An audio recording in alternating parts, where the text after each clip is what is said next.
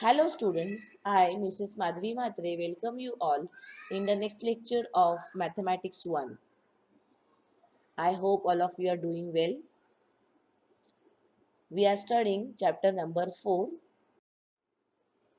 Ratio and Proportion. In the previous two lectures we have studied about ratios and then we saw properties of ratios and then we solved practice set 4.1 based on properties of ratios. Now let's go ahead in properties of ratios only. So we will see more properties here now. So here now we will see how to compare the ratios or comparison of the ratios. So if we have four numbers A, B, C, D and we are thinking that they are positive. This is important thing. Okay. So A, B, C, D they are positive. Then the two ratios A upon B and C upon D they can be compared by using the following rules. Okay. So here the very first rule is if AD is greater than BC, then A upon B is greater than C upon D. See here, these are two ratios and we have to go for cross multiplication here like this. Numerator of first ratio into denominator of second ratio on left hand side here and numerator of second ratio into denominator of first ratio. So if here, if we write in this way and if AD is greater than BC, then we can say that the first ratio is greater than the second one. Then second property, if AD is less than BC, so the same symbol we have to write here in between two ratios and then we can say that the first ratio is less than the second one. And the third one, if it is equal, then both the ratios are equal. Okay. So these three rules we are going to use to compare the ratios. Now let's go ahead here. So first of all, we will discuss some solved examples. So this is first solved example from textbook. We have two ratios 4 upon 9 and 7 upon 8. As I have said, you have to go for cross multiplication. See, so 4 into 8 is written on left hand side. And then here the comparison box is made, but here we cannot do the comparison, so question mark is put here. Simply you can put comma also, no problem. And then the on the right hand side you are going to write 7 into 9. That means numerator of second ratio into denominator of first one. So here 4 into 8 answer is 32 and 7 into 9 answer is 63. So if we compare 32 and 63, we can understand that 32 is less than 63. So by using the second rule there, we can say that the second ratio is greater than the first one, or 4 upon 9 is less than 7 upon 8. Okay. Let's see one more example here. Now this is a little bit different here because here you can see that the numerators and denominators are the whole numbers. But here we can see that these are irrational numbers. You know that when they appear under root, the number appears under the root sign, it is an irrational number. Okay, so how to compare if the numbers A, B, C, D are irrational? So here root 13 upon root 8 and second ratio is root 7 upon root 5. Similarly, we are going to go for cross multiplication. So see, root 13 into root 5 and here we have root 7 into root 8. Now when the degree of the two surds is same, then we can multiply the radicands. This we have studied in chapter number 2 real numbers where we have learned the topic surd. So here root 13 into root 5 the answer is going to be root 65 and here root 8 into root 7 the answer is going to be root 56. So now we have to compare these two surds. Now again comparing these two surds is possible because the degree here is same. Here also, or you can say that order is same. The order here is 2, here also the order is 2.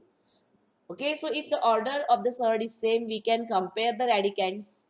So here we can say that root 65 is greater than root 56, and therefore the first ratio, that is root 13 upon root 8, is greater than the second ratio, that is root 7 upon root 5. Okay. Now let's go ahead. Now by using these properties of ratios, let us see practice set 4.2. Now here first of all we are going to make use of the property A upon B is equal to AK upon BK.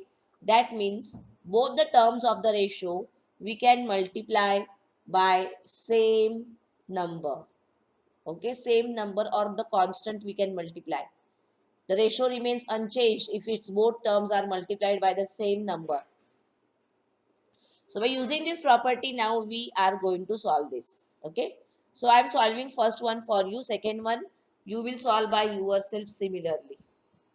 So first of all, here we have the original ratio, that is 5 upon 7.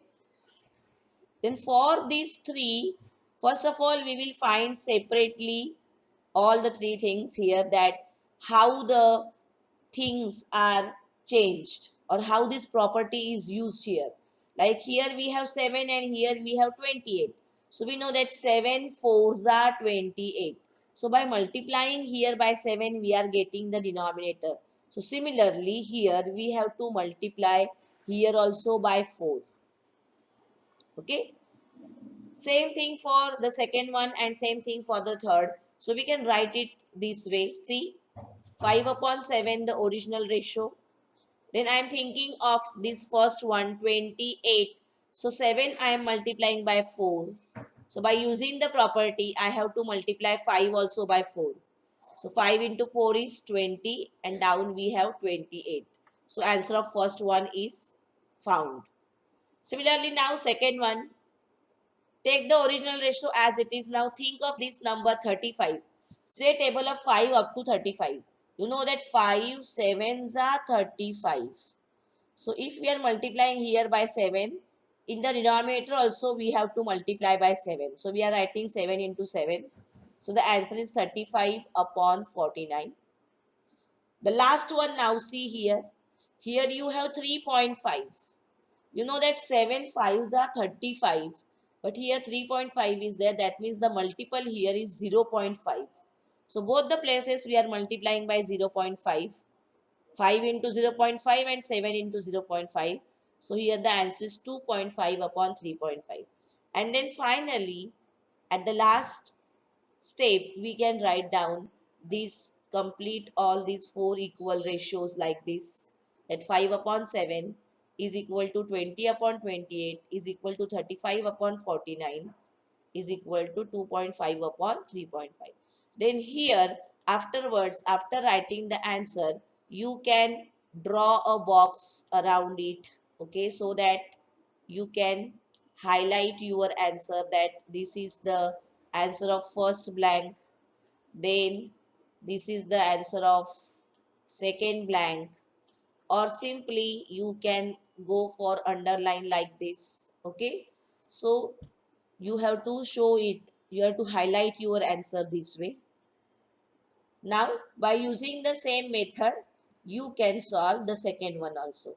For example, here we have 9 and here we have 4.5. So you know that 9 5s are 45, but then we are going to multiply by 0.5 like this here. Okay, so here the first multiple is 0.5. Then 14 3s are 42. So here the multiple is 3. Both the places you are going to multiply by 3. And here now 14 and 3.5 is there. See, 35 is not there in table of 14. But if you reduce it further, suppose if you write it, if you divide both the places by 2. So here you will get 4.5 and here you will get 7. Or think of this second ratio. Think of this second ratio for writing this answer. Down here you are going to get 7. So if you multiply the second ratio by 0.5, then you are going to get the answer for this third one. Okay. So by using the second method, all of you solve this second question also. The same method you have to use and then you can get the answer. Now let's go ahead towards the next question. Question number 2. Find the following ratios. The ratio of radius to circumference of a circle. So in geometry, you have studied mensuration chapter, and there you know the formulas for the area of circle, circumference of circle. Then you know the formula for the diagonal of square. Then you know the formulas for areas, area of rectangle, area of square. Then the same geometric knowledge now here we are going to use, because everywhere you will find that the geometric figures are given. See, like circle, here you have, here also you have circle, then here you have square, here you have rectangle. Okay, and the words like perimeter and area are there. So those formulas, if you are knowing, then that knowledge you can use here. Okay, so now let's start with first one, the ratio of radius to the circumference of the circle. So for radius, we will take the letter R. So write down, let the radius of the circle be R. From that, now we can write down the circumference as 2 pi r. You know the formula for circumference, that is 2 pi r. So after denoting radius by r, write down circumference by using formula, that is 2 pi r. Now we have to write down the ratio of radius to circumference. Okay, so the ratio of radius to circumference we can write as r is to 2 pi r. And then what we can find here, r and r will get cancelled. This is ratio. That means you can write this as r upon 2 pi r. So r and r will get cancelled, and the reduced form will be 1 is to 2 pi. Even though r is getting cancelled, 1 is present there.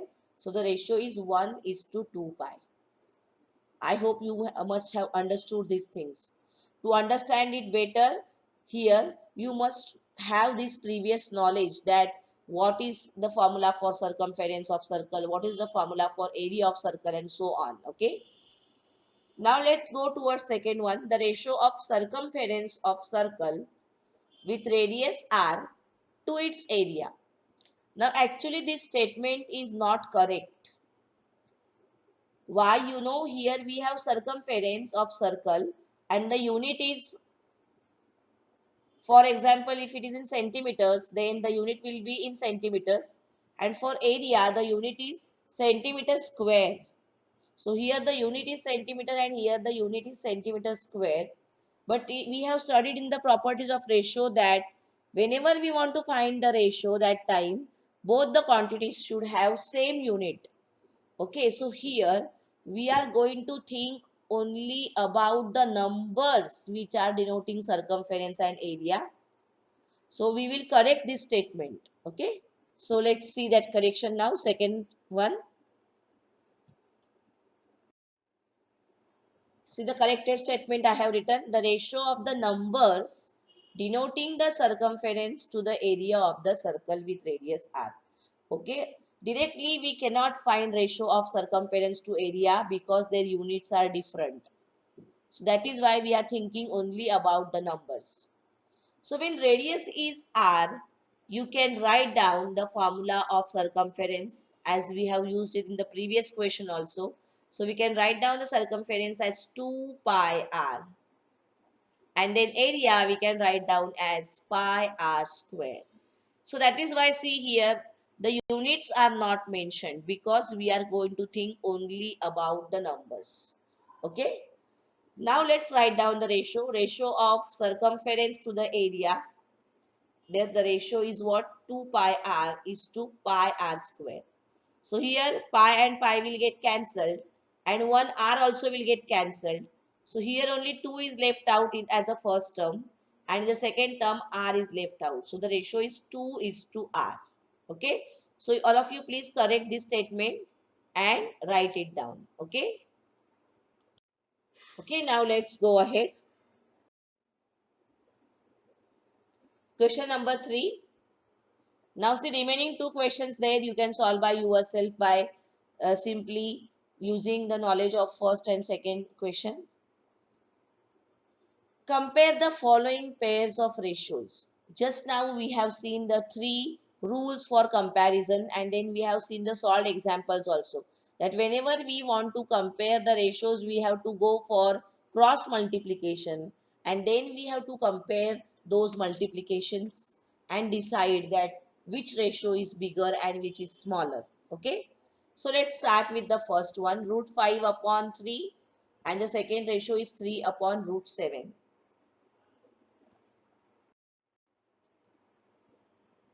Okay, so the first step to go for cross multiplication. So what we will write here, root 5 into root 7, then you can put colon, or you can just write down the, or draw the box, empty box you can draw, and here 3 into 3. Now what we can observe here is left hand side is an irrational number while the right hand side is an rational number. So we have to uh, write both the things as irrational numbers. So here when we multiply root 5 into root 7, we will get root 35. And here when we multiply 3 into 3, we will get 9. But when we want to write it under root, it is going to become 81. Square it and write down under root. Because you know that root 81 is 9. That is 3 into 3. So that 3 into 3, instead of writing 9, you write down root 81 so that we can compare these numbers. Because as I have said, whenever we want to compare the radicands of the surd, here the order of the surd should be same. That is why we are writing it under root. Now easily we can observe that 35 is less than 81. Therefore root 35 is less than root 81.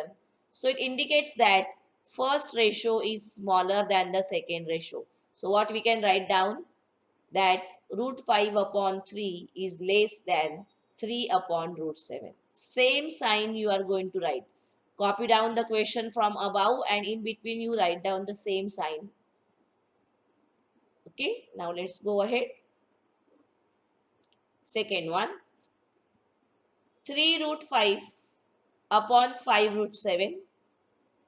And here you have root 63 and root 125. Now here both the places irrational numbers are there. But again there is a difference that on left hand side here, or the first ratio, we have mixed surds. Okay, but here we have pure form of surd. So here also we have to express these surds in the form of mixed surds, or we have to simplify them. So this 63, you split 63 in such a way that one number should be a perfect square. So 63 we can write as 9 into 7. 9 is a perfect square. And 125 we can write as 25 into 5. So 9 is perfect square of 3, and therefore this root 63 we can express as 9 root 7, and root 125 we can express as 5 root 5. Okay, see 63, 9 into 7, but 9 is square of 3, therefore 3 you have to write down outside, and root 7. Similarly 25 5s are, so 25 is square of 5, so 5 you write down outside, and the remaining 5 you write down under root. Now what you can observe here is 3 upon 5 is present both the places. So we can cancel it from both the sides while comparing. So now simply we can compare the irrational part. That means root 5 upon root 7 and root 7 upon root 5. Now it's very clear that here the second ratio is greater, because here the numerator is greater and denominator is smaller. So we can easily write down that 5 upon 7 is less than 7 upon 5, and therefore this root 5 upon root 7 is less than root 7 upon root 5, and therefore here we can say that the first ratio is less than the second one. Okay, I hope you must have understood this. Copy it down. Now let's go towards the next sum. If you have lagged behind, then you have to pause the video and complete it. Let's see one more sum from here. Third sum, 5 upon 18 and 17 upon 121. Now this is very easy to solve because everywhere you have positive numbers. positive integers you have. So simply cross multiplication will help you. 5 into 121 and 17 into 18. So when you multiply here, you will get 605 and here you will get 306. Okay. So we can observe that 605 is greater than 306 and therefore the first ratio is greater than the second ratio. Okay. So by using these rules, we can compare the ratios. Now let's go ahead here. Question number 4. Now these are word problems. From that first one, quadrilateral ABCD is a parallelogram. The ratio of angle A and angle B of this parallelogram is 5 is to 4. Find the measure of angle B. Now again, you will find that this question is from geometry. You need the knowledge of geometry here. You need to know the properties of parallelogram. Now what are the properties of parallelogram? About the angles, that the opposite angles of the parallelogram are congruent and the adjacent angles are supplementary. That means their sum is 180 degrees. So for parallelogram A, B, C, D, A and B, see, they are one after the another. So they are adjacent angles. Here we are thinking of angle A and B. So these two adjacent angles, they are supplementary. That means their addition is 180 degrees. This property we must know here. Okay.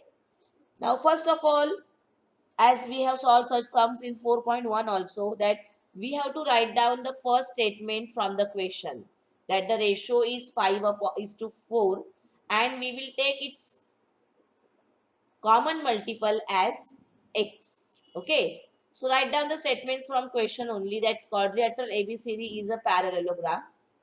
Then the measures of angle A and B we can write as 5x and 4x. The common multiple is x taken. So here you have to multiply by 5x and here you have to multiply by x and you will get 4x here. So angle A is 5x and angle B is 4x and therefore respectively word is used. Then as I have said, we have to write down the property that the adjacent angles of parallelogram are supplementary. That means their addition is 180 degrees. Angle A plus angle B is equal to 180 degrees. Now what is angle A? 5x. What is angle B? 4x. So substitute it there and you will get 5x plus 4x as 180 degrees. So 5x plus 4x, 9x is equal to 180 degrees. And from that, x is equal to 180 divided by 9, that is 20 degrees. So we got value of x as 20 degrees, correct? But we have to find measure of angle B. And what is angle B? See here, angle B is 4x. That means we have to find out value of angle B as 4x. So angle B we can write as 4 into 20. Value of x we will substitute here. That is 80 degrees. Okay. So this is very easy question, but it is very important that you should know the properties. Okay. Now let's go towards the second question here.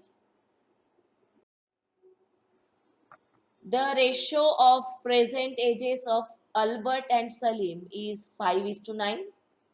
5 years hence, means after 5 years, ratio of their ages will be 3 is to 5. Find their present ages. Okay.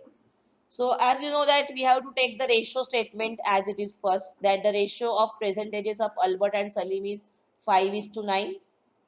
Then we are going to take its common multiple as x. So let the common multiple be x.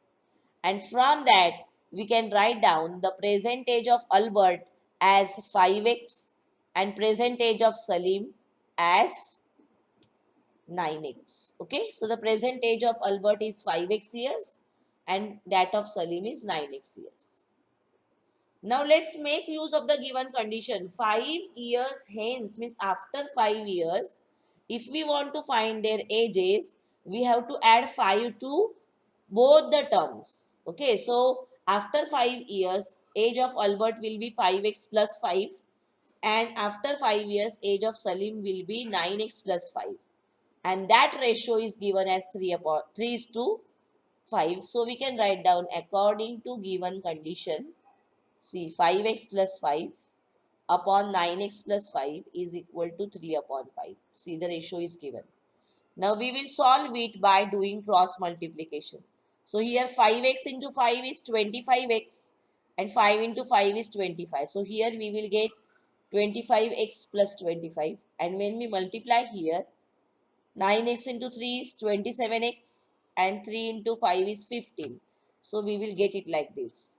25x plus 25 is equal to 27x plus 15. Once again see, 5 into 5x, 25x. 5 into 5 is 25. Then 3 into 9x is 27x and 3 into 5 is 15. Now simply change the sides and you will get the answer. This 25x you can bring to right hand side and you can write down it as 27x minus 25x. And here you can write down 25 minus 15. Okay, so change of side is done. See, this 25 is shifted here and this 15 is shifted here. Got it? So 25 minus 15 is 10 and here 27 minus 25 is 2.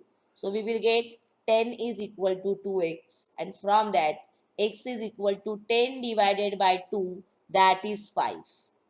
Okay, but the question is not ending here.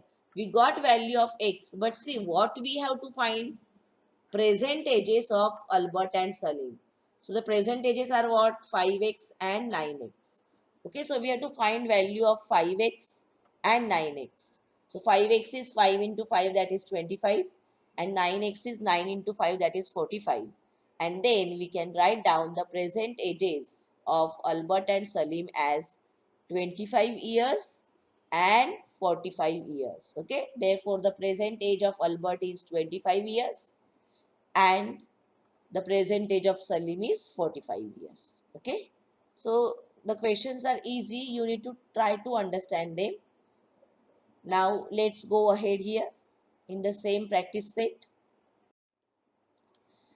So from sub question 4, only 2 word problems are there, then remaining 3, 4 and 5 they are under the reduced syllabus. Then question number 5, 6 and 7 also are not there. So take a note of this. Okay. So from practice set 4.2 you will have the questions which we have discussed, that is question number 4, and from that only 2 sub questions 1 and 2. Okay. So with this we have completed practice set 4.2. Now remaining part we will see in the next lecture. So students, today I am stopping here. Till that you stay home, stay safe and take care of yourself. Okay, we will meet in next lecture. Thank you students.